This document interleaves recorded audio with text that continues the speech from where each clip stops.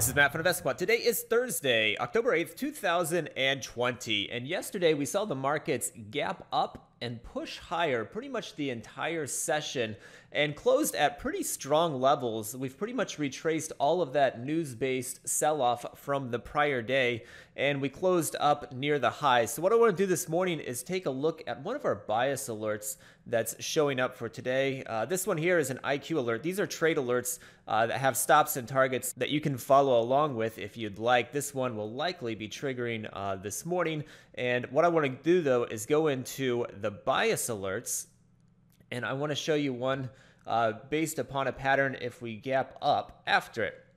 So if I just switch that filter to gap up, we can see one here, short bias, 20-day high close above the 200 with a gap up. So those are the key pieces. If I go ahead and click on the button here, we can load this pattern into Discover and take a look at it. And the pattern is based upon going long at the open, which is 9:30 a.m. Eastern time, and exiting at the close, which is 4:15 p.m. Eastern time. The pattern is a gap up after closing at the highest price of the past 20 days, and this is taking place above a 200-day moving average. And you can see the equity curve here, pretty poor historically. This one, a big sample size here. Win rate is not all that impressive. It's a little bit weak. It's coming in at about 47%, but it's not like a huge skew. But what you really see on this one is just the average loss is consistently bigger than the average win, and that combined with a slightly weak win rate has led to this really poor looking equity curve that's just marching lower from top left to lower right. So historically, this pattern has had larger average losses than the average wins, and the win rate has been a little bit weak. Let me go ahead and show the other instruments while we're here. They don't have the exact same characteristic, but the NASDAQ kind of does. So let me add those and hit view results. And here we go. So these are all of the four instruments with the exact same pattern of gapping up after a 20-day high close and above a 200. And as I said, they don't have the same characteristic that the ES does, where the ES is the weakest win rate of the group, and the ES has consistently larger losses than average wins. The other instruments are a little bit more messy.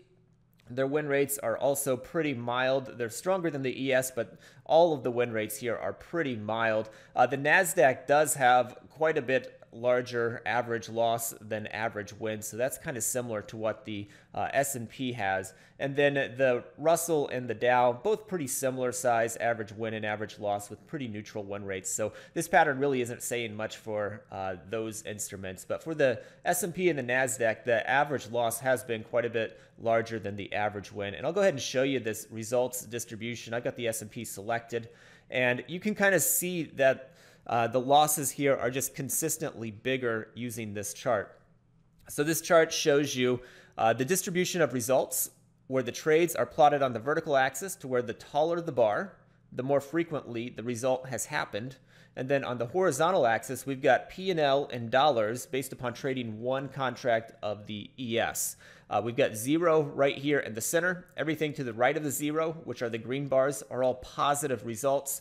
The farther to the right, the larger the result has been. So this very far right is more than 20 points higher for the day. Right here at zero is the middle. This first result will be like plus 2 points for the day. On the left of that, same thing. We've got small results right to the left of zero. This would be minus 2 points for the day, and then it starts walking its way out, where at the very end over here on the far left would be more than 20 points lower for the day. And you can see here the red bars are pretty much consistently taller, so these are the losing trades, and they are consistently taller to their counterparts on the right side, which would be the winning trades, especially when you start looking at outside of the one standard deviation area, which is this blue highlighted area. So once you get out here, it's like just as likely historically to have more than a 20-point move lower as it is to just have a minus 12-point lower. So those are fairly similar result height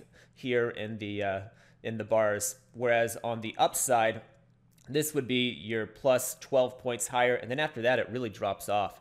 And you've got a few outliers up here, but you can notice the bars on the far right hand side don't really compare in height to the bars on the left hand extremes. So hopefully you found that helpful. Good luck today, and we'll see you next time.